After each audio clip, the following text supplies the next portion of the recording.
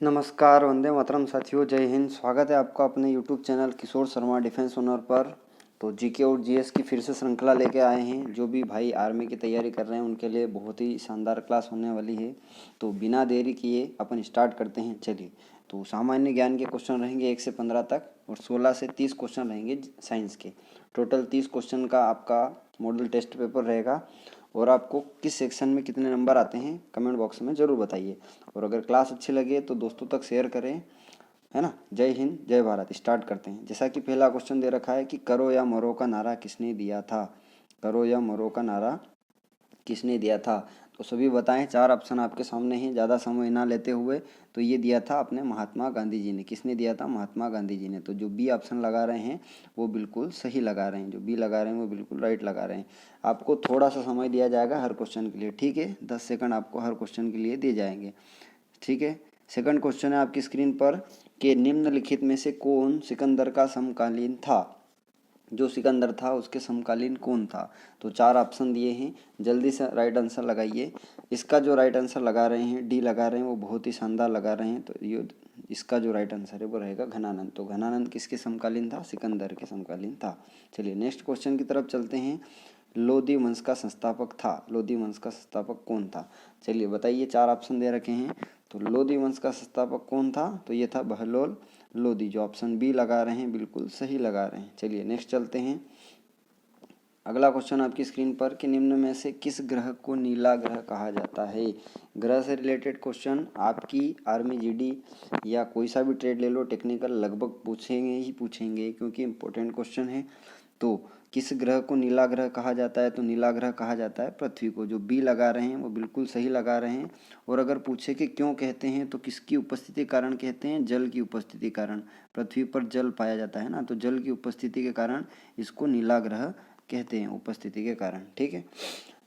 Next चलते हैं कि निम्नलिखित में से कौन भारतीय संसद का अंग है। निम्नलिखित में से कौन भारतीय संसद का अंग है? तो देखिए, राज्यसभा है, राष्ट्रपति, लोकसभा या ये सभी। तो तीनों जो है संसद का अंग है। राज्यसभा भी है, राष्ट्रपति भी है और अपना लोकसभा है। तो जो ऑप्शन डी लगा रहे हैं वो बिल्कुल राइट लगा रहे हैं। चलिए नेक्स्ट क्वेश्चन की तरफ चलते हैं। वेरी वेरी इंपॉर्टेंट क्वेश्चन है ना, और कई बार रिपीट हुआ क्वेश्चन है। राष्ट्रीय खेल दिवस अगस्त को किसके जन्म दिवस पर मनाया जाता है? ये बता दूं मैं आपको, 29 अगस्त को मनाते हैं, ठीक है। तो राष्ट्रीय खेल दिवस कब मनाते हैं? तो 29 अगस्त को। तारीख अगर पूछे तो 29 अगस्त, ठीक है। और ये मनाते हैं मेजर ध्यानचंद जी के जन्म दिवस पर, ठीक है। तो इसका जो ऑप्शन रहेगा वो ए रहेगा। और इन्हें हॉकी का जादूगर भी कहा जाता है। पूछे कि हॉकी का जादूगर तो कौन था? हॉकी का जादूगर तो ये थे मेजर ध्यानचंद जी, ठीक है। नेक्स्ट क्वेश्चन की तरफ चलते हैं। राष्ट्रीय आपात की उद्घोषणा का आधार क्या है या कारण क्या है, ऐसा भी पूछ सकते हैं, है ना। राष्ट्रीय आपात कब कब लगता है? ऑप्शन देखिए, युद्ध, महाआक्रमण, सशस्त्र विद्रोह या सभी। तो भैया आपात की स्थिति कब होगी? जब ये सारी चीज़ें होगी, ठीक है। तो जो ऑप्शन डी लगा रहे हैं वो बिल्कुल सही लगा रहे हैं। चलिए नेक्स्ट क्वेश्चन की तरफ चलते हैं। कागज का आविष्कार करने वाला विश्व का प्रथम देश कौन सा था? कागज किसने बनाया था भैया? जल्दी से आंसर बताएं। जो भी लोग क्लास देख रहे हैं वो प्लीज़ दोस्तों तक शेयर करें और लाइक ज़रूर करें, ताकि ज़्यादा से ज़्यादा लोगों तक हमारा वीडियो पहुंच पाएँ। और जो चैनल पर नए हैं प्लीज़ रिक्वेस्ट है उनसे कि सब्सक्राइब करें, ताकि आने वाली वैकेंसी प्लस आपके लिए बहुत ही शानदार क्लास हम उपलब्ध करा सकें, है ना। तो कागज़ का आविष्कार करने वाला विश्व का पहला देश कौन था? तो ये था चीन या चाइना, ठीक है। जो कोरोना वायरस की देन भी इसी की कला है। कोरोना वायरस की देन यही है अपने पास, ठीक है। National defence academy. Next question है एनडीए, है ना। तो कई बार पूछा हुआ क्वेश्चन है कि एनडीए का फुल फॉर्म क्या है। जो एनडीए है ना, एनडीए इसका फुल फॉर्म भी पूछा हुआ है। तो इसका है नेशनल डिफेंस एकेडमी। और इसका जो मुख्यालय है वो कहाँ पर है? खड़गवासला। कहाँ पर है? खड़गवासला। तो जो ऑप्शन ए लगा रहे हैं वो बिल्कुल सही लगा रहे हैं। चलिए नेक्स्ट क्वेश्चन देखते हैं। वेरी इंपॉर्टेंट क्वेश्चन है, यूनो से रिलेटेड क्वेश्चन है। संयुक्त राष्ट्र संघ की स्थापना कब हुई? तो संयुक्त राष्ट्र संघ की स्थापना हुई 24 अक्टूबर 1945 को। जो ऑप्शन ए लगा रहे हैं वो बिल्कुल सही लगा रहे हैं, है ना। और पूछते भी हैं कि यूनो दिवस कब मनाते हैं। यूनो दिवस जो है 24 अक्टूबर को मनाते हैं। कब मनाते हैं? 24 अक्टूबर को मनाते हैं। और यूनो का फुल फॉर्म है united nation organisation, united nation organisation, ठीक है। चलिए नेक्स्ट चलते हैं।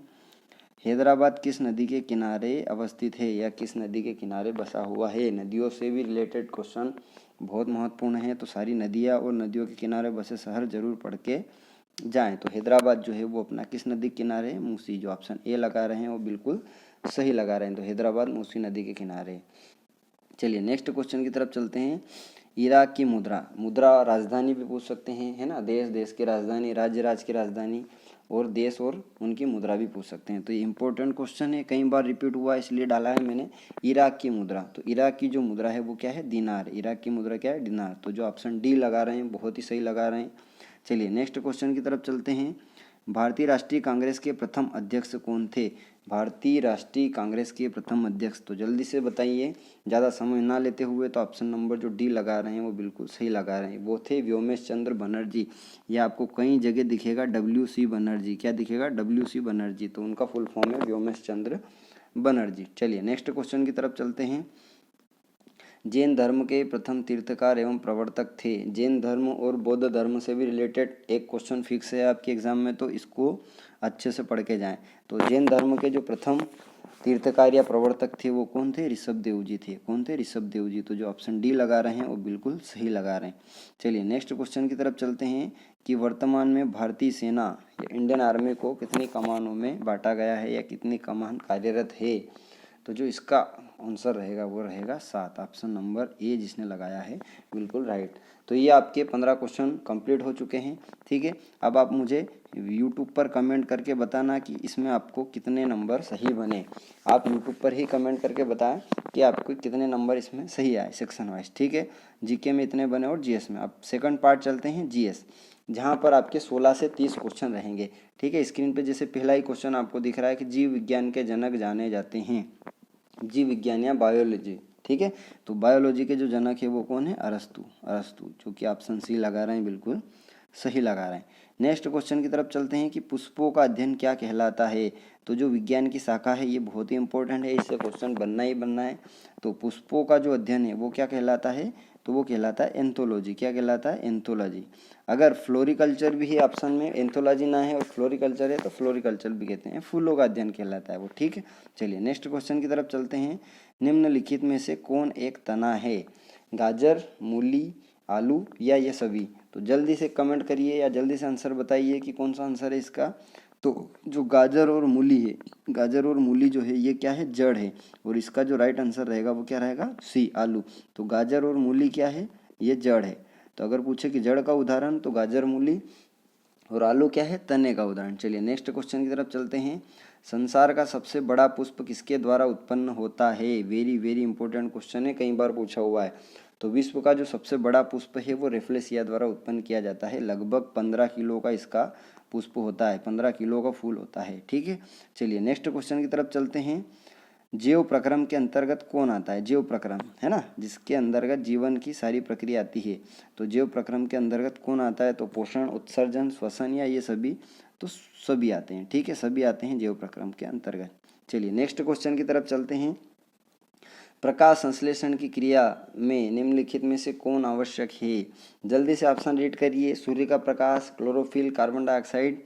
तो जो समझदार है वो ऑप्शन डी लगा रहे हैं, बिल्कुल वेरी गुड, सभी चाहिए, है ना। सूर्य का प्रकाश भी चाहिए, क्लोरोफिल भी चाहिए और कार्बन डाइऑक्साइड भी चाहिए। चलिए नेक्स्ट क्वेश्चन की तरफ चलते हैं। पेड़ों की पत्तियों में पाया जाने वाला हरा पदार्थ, वेरी वेरी वेरी इंपॉर्टेंट। तो पेड़ों की जो पत्तियां हैं इन्हीं के कारण तो क्या होता है? प्रकाश संश्लेषण की क्रिया होती है। तो पेड़ों की पत्तियों में क्या पाया जाता है? क्लोरोफिल। क्या पाया जाता है? क्लोरोफिल। जो ऑप्शन बी लगा रहे हैं वो बिल्कुल सही। और क्लोरोफिल को हिंदी में क्या कहते हैं? पर्णहरित। क्या कहते हैं? पर्णहरित। हिंदी में पर्णहरित कहते हैं और इंग्लिश में कहते हैं क्लोरोफिल। ठीक है, चलिए नेक्स्ट क्वेश्चन देखते हैं। निम्नलिखित में से अधिकतम विशिष्ट ऊष्मा किसकी है? जल्दी से ऑप्शन देख के बताइए। कांच, जल, शीशा या तांबा? तो जो ऑप्शन बी लगा रहे हैं बहुत ही राइट लगा रहे हैं। तो जो जल है उसकी विशिष्ट ऊष्मा क्या होती है? सबसे ज़्यादा होती है। जल की विशिष्ट ऊष्मा सबसे ज़्यादा होती है। चलिए नेक्स्ट क्वेश्चन की तरफ चलते हैं। दूध से दही बनाने के लिए उत्तरदायी है? दूध से दही, तो आप सभी जानते हैं कि दूध से दही बनाने के लिए कौन जिम्मेदार है? तो वो रहते हैं जीवाणु। इसको बैक्टीरिया भी कहते हैं। और अगर नाम पूछे तो कौन है? लैक्टोबैसिलस। कौन है? लैक्टोबैसिलस। तो लैक्टोबैसिलस जो जीवाणु है वो दूध से दही बनाता है, लैक्टोबैसिलस, है ना। चलिए नेक्स्ट क्वेश्चन की तरफ चलते हैं। वर्गीकरण की द्विनाम पद्धति की अवधारणा किसने दी? जीवों का वर्गीकरण दिया तो सबसे पहले किसने दी थी? तो ये दी थी अपने लिनियस जी ने। किसने दी थी? लिनियस जी ने। अगर इनका पूरा नाम पूछे तो ये है केरोलस लिनियस। क्या है? Carolus Linnaeus. केरोलस लिनियस जी ने वर्गीकरण की द्विनाम पद्धति दी थी। और इन्होंने द्विनाम पद्धति में एक तो दिया था जाति, है ना, और एक दिया था वंश। जाति और वंश। तो जाति जो है सबसे छोटी इकाई थी और वंश इनका दो पद्धति में बांटा था, जाति और वंश में। ठीक है, नेक्स्ट क्वेश्चन की तरफ चलते हैं। रक्त का थक्का जमाने के लिए सहायक विटामिन। विटामिन से क्वेश्चन आपके एग्जाम में छपने वाला है, तो प्लीज़ सभी से रिक्वेस्ट है कि विटामिन के बारे में बिल्कुल पढ़ के जाएं। विटामिन का रासायनिक नाम पूछ सकते हैं, कमी से होने वाले रोग पूछ सकते हैं, किन किन में विटामिन पाए जाते हैं, किन किन में नहीं पाए जाते हैं। तो विटामिन बहुत ही इंपॉर्टेंट है अगर आप आर्मी की तैयारी कर रहे हैं तो। और ऑल ओवर एग्जाम के लिए भी विटामिन बहुत ही इंपॉर्टेंट है, तो विटामिन को बहुत अच्छे से पढ़ के जाएँ। तो जल्दी से आंसर बताइए कि रक्त का थक्का जमाने के लिए सहायक विटामिन तो ये है, कौन है? विटामिन के। जो ऑप्शन सी लगा रहे हैं बिल्कुल सही लगा रहे हैं। विटामिन के का रासायनिक नाम भी पूछ सकते हैं, तो सभी के रासायनिक नाम भी आप याद करके जाएं। ठीक है, चलिए नेक्स्ट क्वेश्चन की तरफ चलते हैं। भारी जल का अणुभार कितना है? भारी जल, तो जल्दी से बताइए 20, 22, 18, 19। तो भारी जल का जो अणुभार है वो कितना है?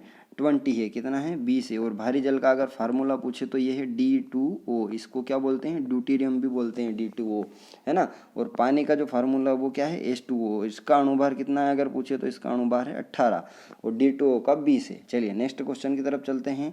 सेकंड लास्ट बचा है। रक्त प्लाज्मा में जल की लगभग मात्रा होती है। तो जो रक्त प्लाज्मा है उसमें जल लगभग कितना होता है? तो जल्दी से बताइए। 70, 45, 90 या 10? तो ये होता है 90%। जो ऑप्शन सी लगा रहे हैं बिल्कुल सही लगा रहे हैं।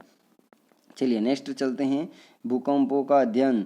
भूकंपों का अध्ययन क्या कहलाता है? बहुत ही शानदार क्वेश्चन आया है। तो भूकंपों का अध्ययन क्या कहलाता है? सिस्मोलॉजी। जो ऑप्शन सी लगा रहे हैं वो बिल्कुल सही लगा रहे हैं। भूकंपों का अध्ययन क्या कहलाता है? सिस्मोलॉजी कहलाता है। चलिए लास्ट क्वेश्चन है, और सभी को एक बार फिर से कह रहा हूँ कि अगर क्लास अच्छी लगे तो प्लीज़ एक कमेंट जरूर करिए, और क्या सुधार करना है आप हमें ज़रूर बताइए, तो हम अगली क्लास में वो चीज़ आपके लिए लेकर आएँ और ज़्यादा से ज़्यादा लोगों तक हमारी क्लास शेयर करें। विद्युत का सर्वोत्तम चालक कौन है? तो लेड, कॉपर, एल्यूमिनियम या सिल्वर? तो सबसे ज़्यादा जो चालक है वो कौन है? सिल्वर। सिल्वर को कहते हैं Ag, ठीक है, या इसको अपन चांदी भी कहते हैं। क्या कहते हैं? चांदी, है ना। तो दोस्तों जय हिंद, जय भारत। यहीं पर क्लास रोकते हैं। वंदे मातरम। भारत माता की जय।